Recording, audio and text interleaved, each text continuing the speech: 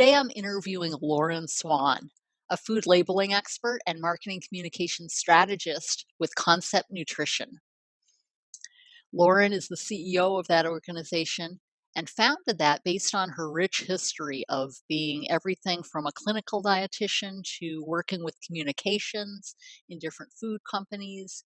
But she has really honed in and refined her knowledge and expertise in food labeling. So we'll be talking about all different aspects of the food labeling and, more importantly, how you can use that information to be able to make better food choices and build better food habits. Well, Lauren Swann, welcome to Food Experience Unplugged. Thank you. It's good to be here. It's good to have you here. You are the premier food labeling expert, and I am so grateful that we could chat today about what food labeling means, and especially what it means for people as they're making healthy food choices. So, could you maybe give a little introduction for our viewers as to what your background is? How did you get into food labeling? Right. I majored in medical dietetics for my undergraduate degree because people eat every day, and every time they eat, they make a choice. And I wanted to be part of that choice that helps people be healthy. So I got a really good foundation in nutrition through the life cycle and different disease states. But I discovered that I wasn't as happy in clinical healthcare because by then, people are already sick.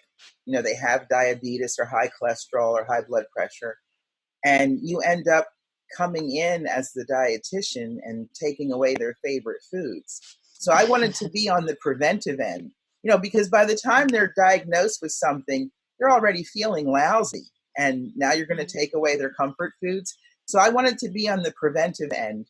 So I got a master's degree in nutrition communications, which was about nutrition messaging through the mass media, through education, through public relations and advertising campaigns, and through food marketing, because I saw that as a far more influential way to get people to make informed choices.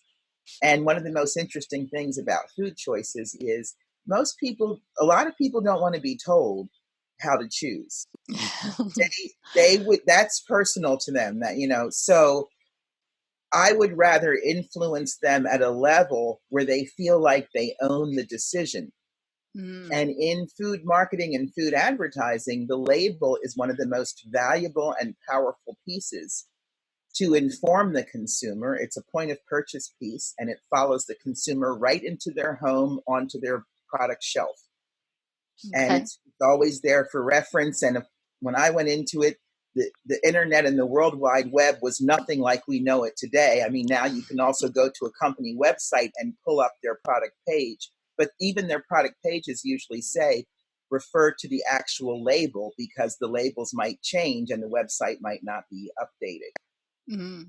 So that's how I got into food labeling. I started out at Kraft Foods, and my master's degree was in nutrition communications, and I worked in the consumer communications department, developing educational programs and publicity pieces to help consumers, a nutrition education for consumers.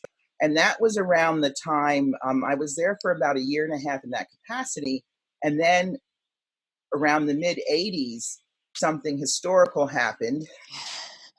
Kellogg's put a message on their all brand cereal box about cancer. And they did this, they went through NIH, the National Institutes of Health. Well, NIH doesn't govern food labeling, FDA does. And that kind of created a little bit of a crisis in the food industry. And that's what the Nutrition Labeling and Education Act of 1990 was born out of.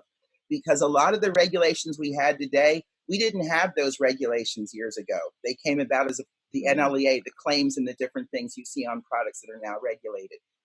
So that's how I got into food labeling, and I've really enjoyed it. And I bring to my clients a marketing communications background because I have a very good understanding of how consumers perceive things, of how to take into consideration marketing research and different aspects of what prompts a consumer or gets a consumer to buy a certain product, and then I can bring that into my food labeling recommendations as well.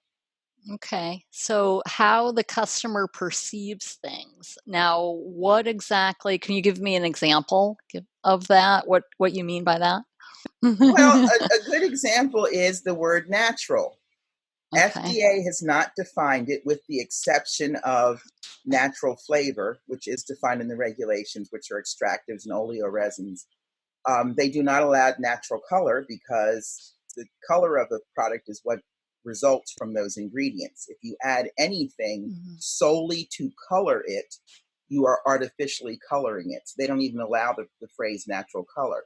Mm. But one of the reasons that we do not have regulations that distinctively define natural, and this feeds into the consumer perception issue, most people might do some baking for a special holiday time. And what's in their kitchen? Enriched flour, which could also be bleached. Well, that's not natural because Okay. flour is something that has had the grain stripped, and then we put vitamins and minerals back in it, and those vitamins are usually synthetic, and those minerals are sometimes bound to a synthetic base. But most of us think of baking at home as being natural. So that's a good example of how, if FDA were to define natural and really drill down into these details, natural might not meet with consumer perception or expectation, because enriched flour has been a part of our food supply for what, 60, 50, 60 years by now. So Mhm. that's where the expectation is. So when you say like a product is natural or it has natural flavor, is that is that accurate or is that automatically not accurate? Well, natural flavor is defined, so Okay. that's pretty clear cut whether or not they meet the regulation. Natural flavor are extractives, oleoresins. It's taking the essence of the food flavor and extracting it and then putting it back in. Where I think consumers might have some issues with natural are things like the enriched flour or something like baking powder. Most baking powder isn't natural because a lot of it has monocalcium phosphate in it. But again, this is in our kitchen cupboard. So we think if we're making it at home, it must be all natural. Mhm. So there's a lot of issues with natural. Another example is, um, does it go through a process? Well, olive oil goes through a process. You have to get the oil from the olive. Sure. There's a Okay. process there, you know. So that's one of the reasons that we don't always see defined regulations that are detailed and specified for every aspect of labeling. And what FDA does require is that all labels must be truthful and non-misleading. So if the term natural is used, the company simply has to be able to substantiate that if they are challenged. And FDA Mhm. does not have a pre-approval process, so the labels on the market are what the company has put together to the best of their ability. So the challenge could come from a competitor. Several years ago, there were a lot of lawsuits over natural because companies were suing each other. Consumer advocacy groups were filing complaints. There were class action consumer suits. And most of the courts actually deferred to FDA eventually making a decision. Sometimes the cases were advanced or thrown out or dismissed based on legal technicalities. But to the best of my knowledge, none of the courts ever came down and said this is natural or this is not natural. Interesting. Very interesting. Wow, that is, and you've got to really, in your line of work, you've got to really delve into all of those regulations and who, who's doing what, and keeping track of all that. That's impressive. Now, what I'm curious as to how your food experience, your own personal food experiences, kind of led you to become a food labeling expert and get into all of this regulation and different coordination with different companies. Well, my mother has reminded me often that I was the child out of all her five, including another daughter, who enjoyed cooking and shopping with her. So maybe I had Okay. some interest as a young child, but I did. I enjoyed shopping, and I always enjoyed reading a food label. And I was promoted from the consumer communications role into a labeling role at Kraft because at the time, again, because the whole revamp of labeling, the most sweeping reform in food labeling during the 1980s that we'd ever seen, that was heating up. The regulatory affairs department, that was primarily food scientists and food chemists, was happy to bring someone in who had the technical background, but also had a consumer marketing and a consumer communications background. Because labeling was becoming more than just a reference piece. Labeling was becoming a way to really promote and market a product. And Mm. I was just fascinated by all of that because to me, this was almost like the the leveraging point of any product campaign. If they didn't get the technical details about their product right, it could send their campaign off in all kinds of directions. If they were going to use some sort of ingredient or nutrient feature about the product to promote it, they had to make sure that they got that right from the beginning, and then they could move on with their campaign and their product positioning. And as you probably know today, lots of product, maybe most products on the market, are going to make some sort of claim or statement about the ingredients, the quality of the ingredients, the composition of the product, the nutrient composition, or the way they state the product name or ingredient list. They'll be very cautious and careful to make sure that it's not only consumer friendly, but it capitalizes on and taps on the trends, the consumer trends, and what's selling in the marketplace and what consumers are looking for. Okay. So it's not really just an information piece, it's more of a marketing piece. Has a lot to do with food labeling then. Yes, it is a very powerful and valuable marketing piece. Sure. Okay. What exactly how does how do we get to that end product? And maybe from a high level in terms of how do you get how does a food label come to be, so to speak? Well, we start with product developers in the research and development department of big companies will come up with a recipe or formulation. It could be a new product, it could be a revision of an existing product, it could be a line extension in a product line that's already been established.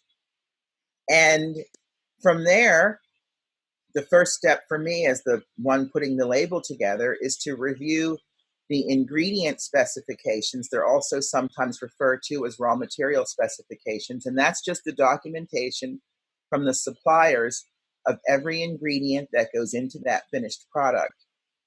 And from that documentation, I'm going to be able to get the ingredient information because some ingredients are treated with incidental additives. For example, salt is often treated with an anti-caking agent so it will not clump. Mm. But unless that product is going into another dry food, that anti-caking agent doesn't have to be declared because it's considered non-functional in the end product. So if that salt goes into a moist or wet product or liquid product, that anti-caking agent does not have to be declared because it's considered introduced by way of another ingredient, and it doesn't do anything in the end product. Its function was only in the product, in the ingredient en route to being in an end product. So we go through all of that. Now, some companies today will go ahead and declare things. It's not wrong for them to actually declare the incidental additive, and some companies are being very good about clean, transparent labeling. So if they want to declare it, they can. But for the most part, most big companies have computerized programs, and we load all this information in. And then the ingredient list is the order of preponderance for those ingredients. And there's a couple of options there too. Like, let's say you have something like a pizza. If you want, you can break out the cheese topping from the sauce and the crust. So your ingredient list can show those three things separately. You can group them with parentheses and have one ingredient list, or you can break everything out into the final ingredient list. So if you have salt in your crust, in your sauce, and in your cheese topping, you can combine all of those. They have to be in the right order. So there's a couple different ways that you can put an ingredient list together. And that is one of the most important features of a product for individuals wanting to know what they're putting in their bodies. And one of Sure. the other one of the other aspects of the label that we almost sometimes think of this as defining food label is the nutrition facts. And again, from that formulation of all those ingredients and their amounts and the processing procedures, we can either calculate, put it into a computerized program and have it come back and tell us how much, how many calories and so forth based on database information, or that can be sent out to a laboratory and the lab will do the analysis and then the results are used to create the nutrition facts panel. And that information has to meet government requirements in terms of how the values are declared. There are rounding rules, the percent daily values, what they're based on, the recommended dietary intakes, recommended daily intakes, daily reference values, and so forth. So that's how we end up with a nutrition facts and an ingredient list. We have the ingredients and their amounts from the formula and the processing. Sometimes in processing, there can be nutrient loss, like vitamin C is a very fragile nutrient. So if it goes through a lot of heat in processing, we have to factor in, if we're going to calculate that nutrition, we have to factor in that the vitamin C value would be lowered. Those are the two most important aspects of a label that I think most people think of. But another aspect of the label that we might take for granted is the product name. And that's not the trademark brand name. It's the generic, common and usual name that would appear on any product. And some of them, like peanut butter, has a standard of identity. Mayonnaise has a standard of identity. So FDA comes along and says, if you're going to use this product name, you have to meet this criteria. But not all names are subject to a standard. So you will sometimes see companies getting very creative with product names. And the product name has to represent compositional aspects of the product. And for ingredient names that show up in the ingredient list, we sometimes get into things like botanical origin. What plant species did it come from, and so forth. And sometimes those are options too. You can call something sugar. You can call the ingredient sugar, or you can call it cane sugar. And one of the reasons that companies now are sometimes using cane sugar is it distinguishes from sugar that comes from corn or beets, because corn or beet sugar might be GMO, genetically modified sourced. And there are many consumers out there that do not want to ingest anything that was sourced from genetically modified seeds. So when they see cane syrup or cane sugar, they know it did not come from potato or beets. Interesting. Yes, I like the when you were talking about like the brand or the product name, because I notice, like, for example, with milks, like if you're having, a lot of companies have had to change, like you can't necessarily say soy milk, you have to say like dairy alternative or something like that. So that's probably one aspect of what you do, is determining, for example, if something can be milk or not, or something can be sugar or not. Right. Well, milk, there's a whole section of the Code of Federal Regulations for standard of identity for milk. So if it's going to be low fat or reduced fat, we used to have something called 2%, or chocolate milk. There's a standard of identity for all of that. Okay. So milk is pretty standardized, but as I suspect the controversy right now for milk has to do with whether or not it actually came from a cow or is plant-based. And there is a proposal. Well, FDA opened up a comment period for anyone can write in, companies, universities, you or I, individual consumers, anyone can comment. The comment period is now closed, but you can find the comments. They have not taken the next step, which would be to come out with a proposal. That is just one example of a name that has a standardized use. And some companies feel that, well, if I just call it soybean milk or almond milk, that should be good enough because it identifies it. And we have an example like that, coconut milk. Although it doesn't have a standard, coconut milk has been around for years and is generally accepted that way. Mhm. So it'll be very interesting to see how this all shakes out. Some companies are just calling it a beverage, a soy-based beverage. Mhm. Some want to stick to it as milk, which is defined as the lacteal secretion from bovine animals. In fact, because you have to call it goat milk, you just can't call it milk. Interesting. So that shows that how much companies really need you because they need to really discern exactly what can I call this product. Here's what the product is and what can I call it. So Correct. it's interesting, very interesting. So does that just kind of knowing what you know about all these different regulations and all these different products, has that changed your eating habits at all?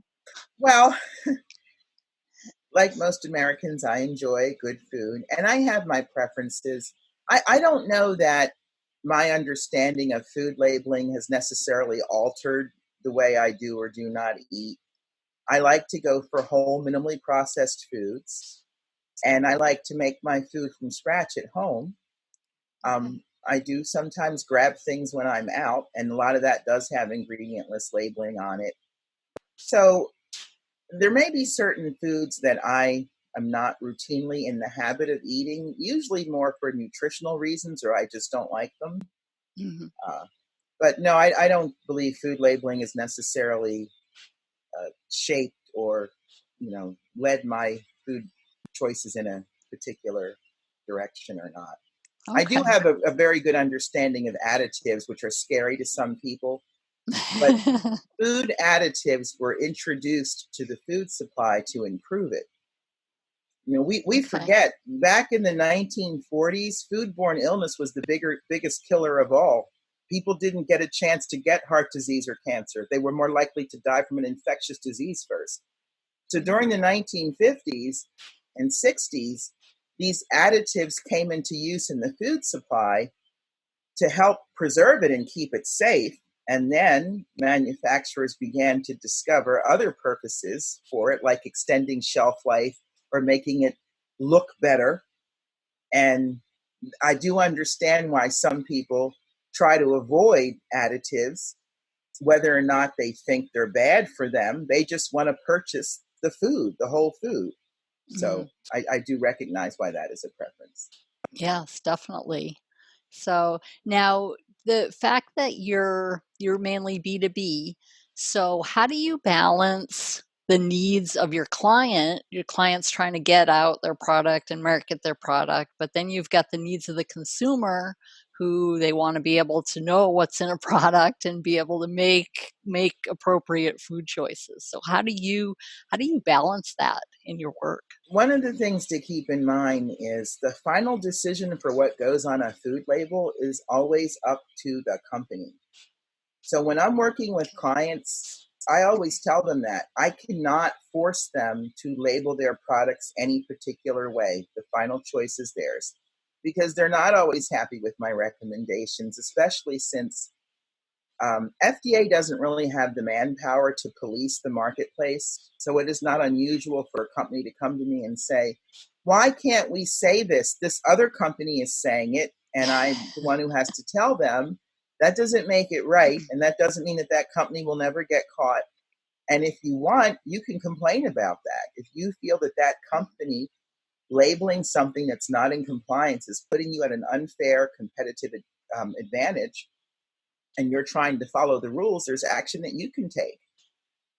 So I do advise them that this final choice is theirs. I advise them, number one, to meet the regulations. Not every aspect of the label has discrete, exhaustive, mutually exclusive categories of definitions. So sometimes when I'm researching terms or phrases for a label, I have to take a look at the marketplace and see what's going on out there, because something else that lawyers have successfully used in working on cases involving FDA labeling and advertising is, what is it that the consumer has come to expect or understand from a phrase or term like this? If you have some long-standing thing in the marketplace for 10, 15, 20 years, for someone to come along and say that's technically inaccurate when the consumer associates it or connects it with, in a different way, that's valid grounds to kind of support your case. So I look at the regulations to make sure that they're labeling in compliance.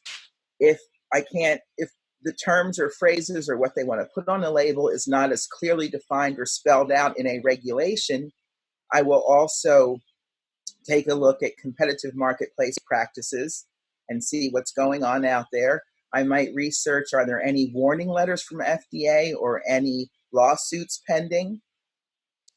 And then I go back and I make my recommendation. My recommendation to clients is always to get that label to inform the consumer so they can make an informed decision. So my point is, we want to get the most accurate information possible to make sure that your product is accurately represented.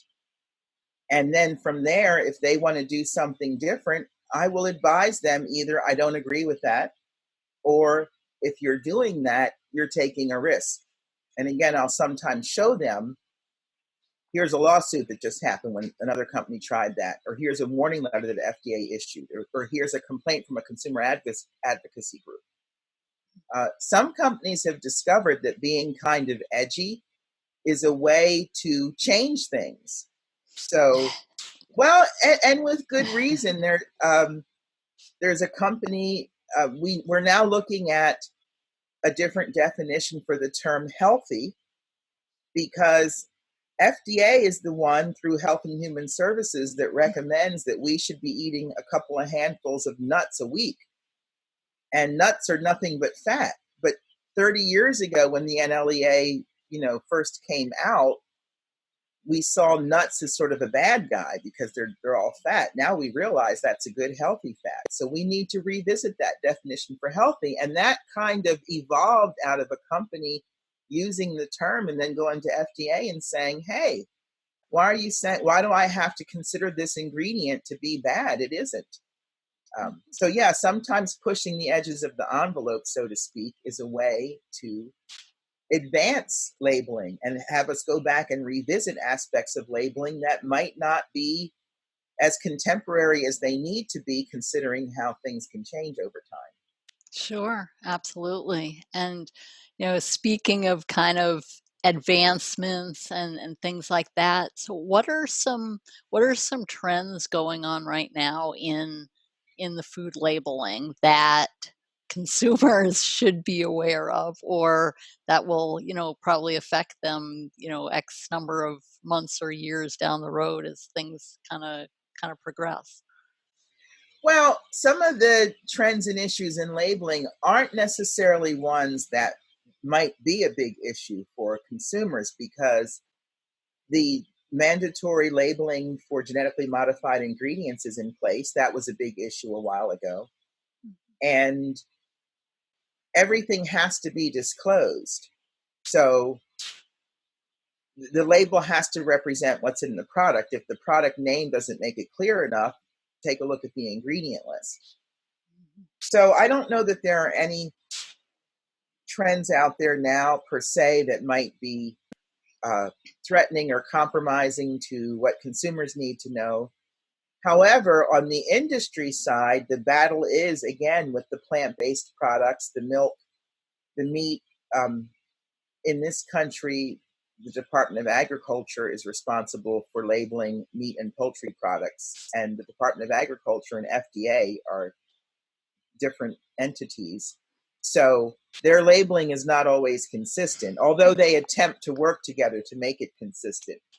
But a lot of these meat companies do not want names like beef or burger used on products that are completely plant-based. So that's a big struggle going on now. And it's interesting the way you asked the question, because I think most consumers can figure that part out, but it's the companies who want to protect these names. Okay, yeah, that is interesting. You would think, okay, if something said veggie burger or something similar, you'd think, okay, looks like a burger, but it's probably made of veggies. But yet you're saying the company wants to protect that burger name, so they feel they need to change it to be something else? Right.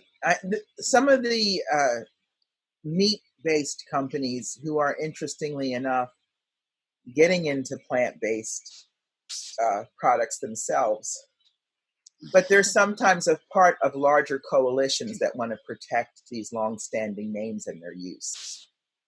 Okay, interesting.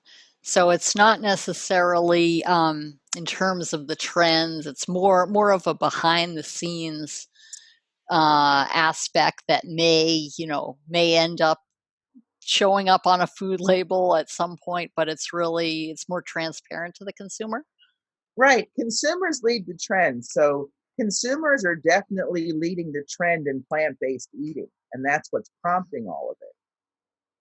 The other aspect of that has to do with clean labeling.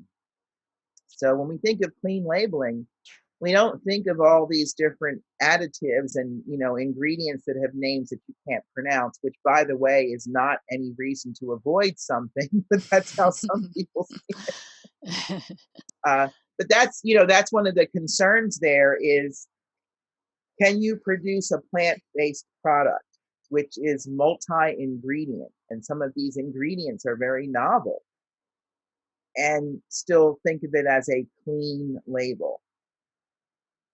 Mhm. So some of the other issues along those lines, for example, I have dietitian colleagues who find it very amusing that you will see the phrase gluten-free on a bottle of water, because if it's water, how could it possibly have anything else? But behind the scenes, you might be surprised at the amount of work any company does. The water example is a little bit different because I wouldn't expect it to be in any production facility near anything else. But if you open a thing of flour, little dust particles go everywhere. So even if you are producing on a production line that doesn't have any flour, you might need a dedicated room to make sure that it's never anywhere near the production line that produces the items that do have flour in them. So I think consumers are concerned about things like vegan, gluten-free, some of the claims that, well, gluten-free has been defined, but there's no official FDA definition for vegan. And that might be another one that comes up, or for plant-based. How would we define these things in a way that's meaningful to the consumer? Sure, definitely. So it's not necessarily just what ingredients are in that product, but where, I guess, other things that may have been around that product when it was manufactured that consumers should be aware of. Yeah, or the processing of it. With the example with cane sugar, it is not unusual. It was somewhat of a standard industry practice, at least for a while, with cane sugar to use animal bone char as a whitening agent. So Hmm, if someone is trying interesting. to avoid GMOs, they're looking for that cane sugar. But if they're also a vegan, cane Mm, sugar might not be something that they want. So, okay. yes, in the process, there could be an animal based food or item introduced that doesn't end up in the final product, but is still part of the process. That would be the case for basically almost every product, and that's kind of where you get into the real nitty-gritty of it, is helping companies to understand that so they can kind of translate for people. The current GMO labeling regulations look at these very incremental amounts of soy and corn that can end up in our food supply, and sugar that could come from corn or beets, because they're derivatives. They're not the actual food. So they can end up in our food supply in incremental amounts. They don't, those incremental amounts up to about, I think it's 0.9% has to be GMO free, might be there, and they're not going to prompt GMO labeling. And some consumers are not happy about that. They want 100% zero default. So among all of these things, among all these regulations and all of that, so what are some are besides the food label itself, are there any other resources per se that can help the consumer in kind of, I guess, deciphering the food label and making good food choices? Yes, at the FDA website, the Center for Food Safety and Applied Nutrition, there's an entire consumer section on reading the food label. And I believe it's very well done. It goes into all the aspects of the label, ingredient labeling, nutrition labeling, the name, even things like the net weight. And there are fact sheets and pages that explain things. There's resources for educational kits in classrooms. There are videos and webinars. So there are a lot of resources right from the government. And then there are other groups that have also put together educational pieces on labeling, like the American Heart Association or the Center for Science and Public Interest. There are a lot of resources available on the web to help consumers understand how to read a label. I think the most important thing to remember, especially when it comes to nutrition labeling, is we're all individuals. So the first thing we need to discover for ourselves is what are our individual nutrient needs. Now, if we're healthy, if we don't have a condition like high blood pressure or diabetes or something that would put us in a category of restrictions or modifications, or there are certain nutrients or food components that we have to avoid or minimize, or just make sure that there's only a certain amount in there.